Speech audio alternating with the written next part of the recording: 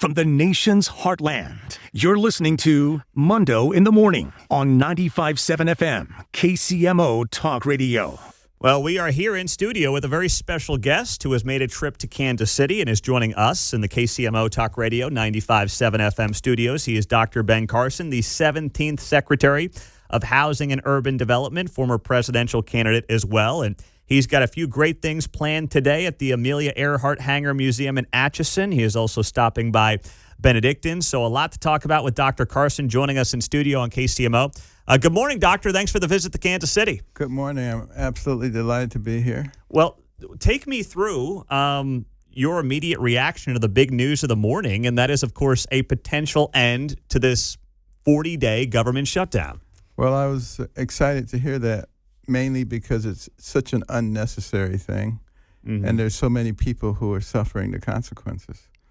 And I'm hoping that maybe this will stimulate them to change the law so that we don't have this situation again, because as we're becoming more and more polarized, the possibilities of it occurring and even being more severe are significant.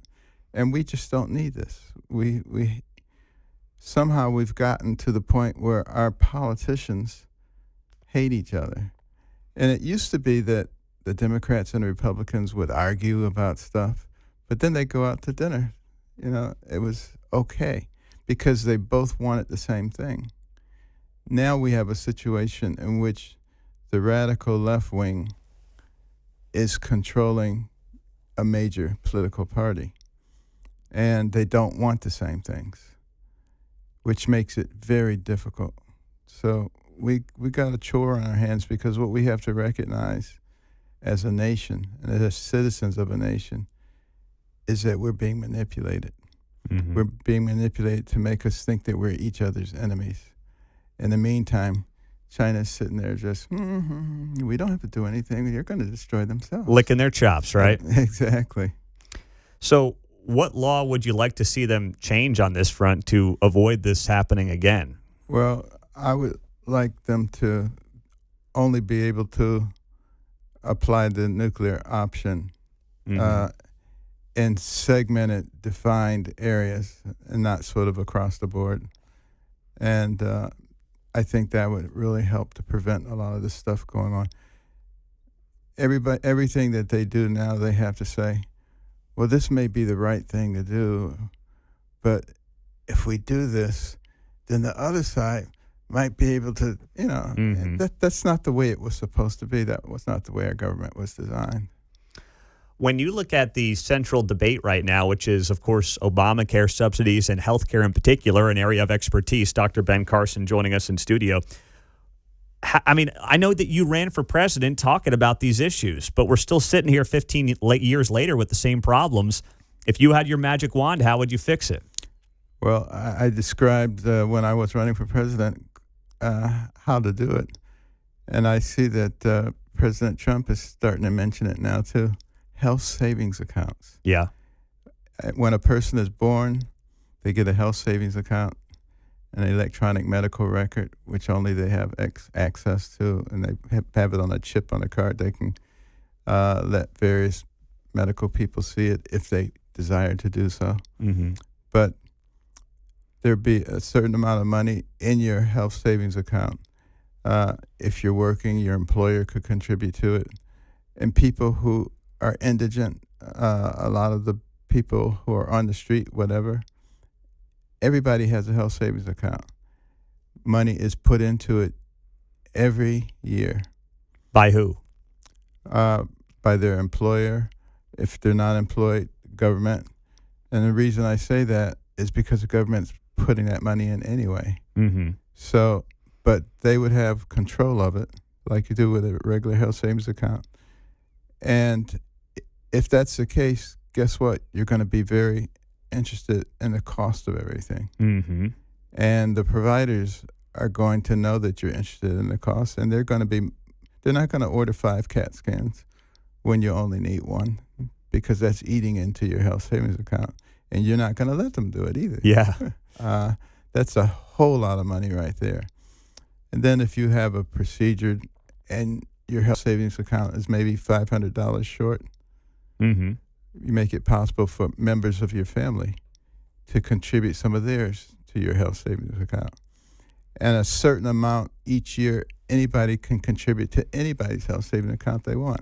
So if you have somebody in a church family, for instance, who's going to need a kidney transplant, their health savings account probably wouldn't cover that. But if everybody contributes a little bit from their health savings account to that one, boom, you got it covered. Those kinds of, and when a person dies, their health savings account can be transferred to a member of their family. So that what happens now, people spend a lot of money in the last 6 months. That money doesn't need to be spent. But they're saying, I've got all this money and I don't want it to go to waste. So, let's have this treatment, let's have that, and that's just not the way to do it. Bring some personal responsibility into it. The way the system works now, it's sort of like if you go to a hotel and you put your credit card down and they say, oh, you don't need to do that. All your expenses are being taken care of. Oh, well, give me the room service menu. Yeah, sounds great, right? That's fantastic. Whereas if you're responsible, you're saying, is there a McDonald's nearby? Yeah. Of course, that's going to be pretty expensive, too. Yeah, well, now that they're up to like $13 for a quarter pounder and fries and a drink, you're right. But, that certainly seems like a way to try to fix the system. The question is, to your original point, is there an appetite in Congress for any kind of bipartisan admission, especially on the Democratic side, that Obamacare has not worked out the way that they promised it would? And that seems to be the first hurdle here. Well, it worked out exactly the way I predicted when I was running for president. And, basically, it's leading us towards socialized medicine. Mm-hmm. And it was Vladimir Lenin who said, getting health care through the government is the linchpin to imposing socialism throughout the whole society. That's why they're so anxious to do it. But it's a non-starter. Mm-hmm. It doesn't work. It never has worked. It's way too expensive. And we have better things. We just need to be looking for a better way to do it. That's great. Dr. Ben Carson here in studio. He's got a trip here in Kansas City this morning. He is stopping by the Amelia Earhart Hangar Museum. Also, he's got a trip to Benedictine as well coming up today. So take me through what's going on at the Amelia Earhart Hangar Museum. This is part of an organization that you started called Little Patriots. Now, as someone with a 6'4" and 1-year-old, I consider them Little Patriots. So for people that aren't aware, what is the organization and what do you have going on today on this front? Well, Amelia Earhart was a very inspirational figure. And as part of our American Cornerstone program, we have the Little Patriots program, which focuses on the children. And the reason that we focus on the children is because we recognize that those who want to fundamentally change our nation have targeted our young people. If you look at the congressional record from January the 10th, 1963, the 45 goals of communism in America were read into the record. One of them was to gain control of the educational system and the teacher unions so you could indoctrinate the kids starting at an early age. Wow. We're seeing the results of that on a lot of the college campuses now, that indoctrination. So, and Lenin also said, give me your children to teach for 4 years, and the seed that I sow will never be uprooted. So this is our attempt to counter that and to sow the right seeds of who we are and what our values are. And even the Bible says in Proverbs 22:6, train up a child in the way he should go, and when he's old, he'll not depart from it. So we have to be in there with these lessons, and Amelia Earhart is one of the lessons about determination and courage. And we talk about all the different aspects of our history, the good, the bad, and the ugly. Mm-hmm. But the fact of the matter is there's a heck of a lot more good than there is bad and ugly. And we're making sure that people know what that is. Because if they know their history, they're much less easy to manipulate. Marxism thrives on ignorance. And you can even see it in our broadcast system in this country. You look at certain channels, they don't talk about stuff that they don't want people to know in order to have the complete picture. Mm-hmm. And I remember I was coming back from the airport in Florida, and I was talking to the driver, and obviously he was a left-winger, but he didn't even know about the Hunter Biden computer. He said, what are you talking about? What? He didn't That's know about amazing. Well, I mean, it goes to show you now, you can literally build yourself a bubble where you only get the news that you like and you want. And there was always an element to that, but it is easier than ever with the algorithms now on social media to just literally build a news cycle that only fits what you want to be true and what you want to know. Exactly true. And with Marxism, they count on people being ignorant because only people who are not well informed would even begin to believe the stuff that they're talking about. And, case in point, I was giving a talk less than 10 days ago, and I described the situation. I said, I want you to tell me who I'm talking about. And I said, he was born into an affluent family. He became politically well-known in his 30s.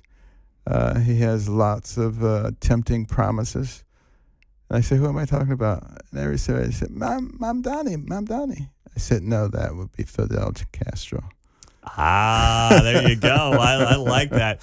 Dr. Ben Carson here in studio. He's got a couple of great events happening around town today in the region. Today at the Amelia Earhart Hangar Museum, and then he's at Benedictine as well for an event later today. So this is part of his Little Patriots educational program, and you can find all the information at AmericanCornerstone.org.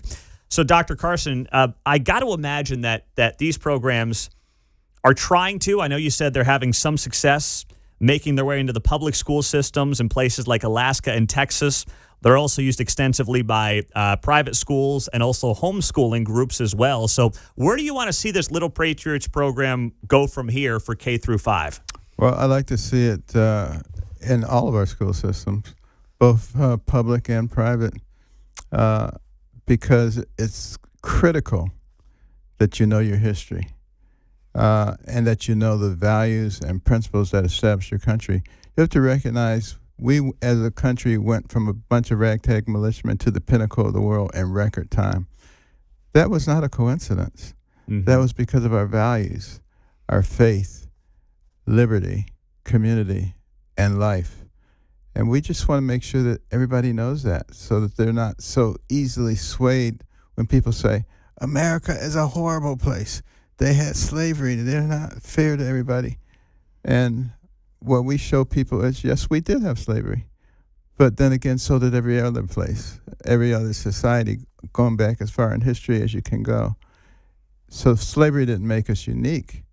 What made us unique was that we had so many people who were opposed to it that we fought a bloody civil war to stop it. Mm. So when you look at right now the current American landscape, politically speaking, what gives you the most optimism as we sit here today in 2025? I think the young people in colleges, we've been going and seeing such enthusiasm.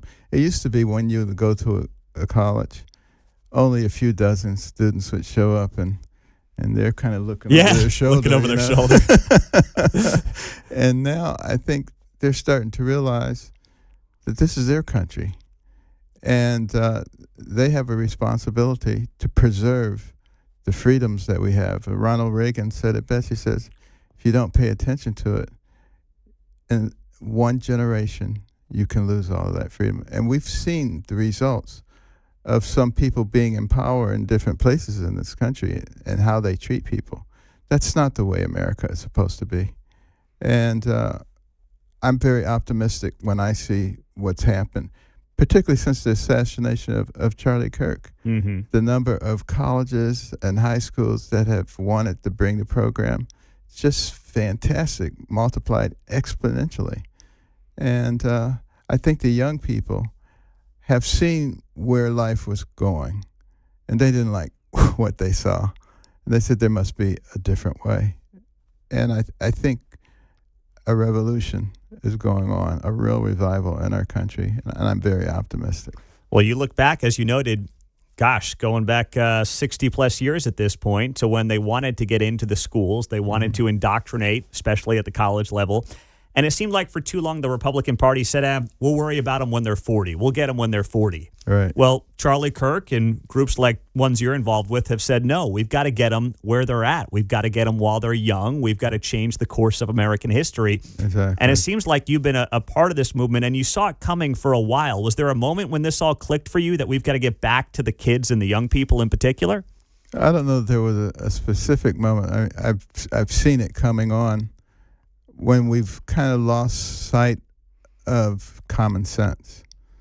And all of a sudden, yeah, it's okay for men to play women's sports. Mm-hmm. Yeah, it's okay for men to be in women's bathrooms and competing against them. And you're not really a girl. You're not really a boy. Just what they told you were, but that's not really who. I mean, come on, just crazy stuff. And I began to realize that at first it seemed like a joke, but it started to become much more mainstream. And, you know, what we have to do as a society is be able to stand up for what we really believe in. Don't just sort of let things go. Mm-hmm. And we should love everybody as the Bible tells us to, but it doesn't tell us that we have to conform ourselves to craziness. What we have to do is learn to be accepting of people, be tolerant of people, particularly people who don't conform to the mainstream or what is, you know, common decency. But that doesn't mean that we have to become like them. Mm-hmm. Dr. Ben Carson's here. We got a couple more minutes before he's got to hit the road right on KCMO Talk Radio. What is something, when you look back on your political career, that is there a story that you haven't shared that stands out above the rest, or something that you think back to as a defining moment from when you got into all this craziness, from a private life as a doctor to suddenly a national figure running for president? Yeah, well, the big thing was the 2013 presidential prayer breakfast. I was asked to speak at that, which I thought was really strange, because I had spoken at the 1997 presidential prayer breakfast, and I didn't know anybody ever did it twice. But it turned out that there was one person who did it twice, and that was Billy Graham. So I said, I'll do it. And after that, everybody was saying, you got to run for president. And I said, these people are crazy. I said, if I just ignore them, it'll go away. But it never went away. People had placards every place I went. Run, Ben, run.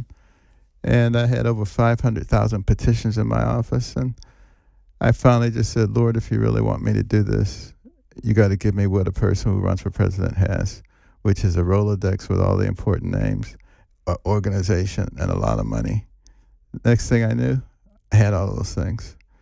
And, you know, as I traveled around the country, what really impressed me was seeing that from the smallest hamlets to the biggest cities, most people had common sense. But what they didn't have was courage. Yeah. And that's what we need to work on, because you can't be the land of the free if you're not the home of the brave. Last thing, President Trump, having worked for him as the HUD Secretary and knowing him like you do, what's the most misunderstood part of the President of the United States? Well, he's an extremely nice person when he's not being attacked. Which is rare, unfortunately. But I've seen him with just very ordinary people, with workers, and when there are no cameras around. And he's just the nicest person. He wants to know, what are you doing? And how's things going? And once I was walking around with him on Mar-a-Lago, and we come across a group of men who were working on restoring a floor. And there were about 15 of them. And he sat there and talked with them, and just had a wonderful time. Pulled out a big wad of $50 bills and handed one to each and said, go buy your wife something nice. That's great. Well, Dr. Carson, we are glad you are here. We're glad that you're highlighting the Little Patriots program in Kansas. We'll work on, my promise to you, we'll work on getting that involved in the Kansas and Missouri public schools. And if we need your extra push, we'll let you know. Sounds good. All Thank right. you so Dr. much. Carson, thanks for the visit to KCMO Talk Radio. He is here for obviously a couple of great events today at the Amelia Earhart Hangar Museum, and then he will also be at Benedictine College coming up later this afternoon.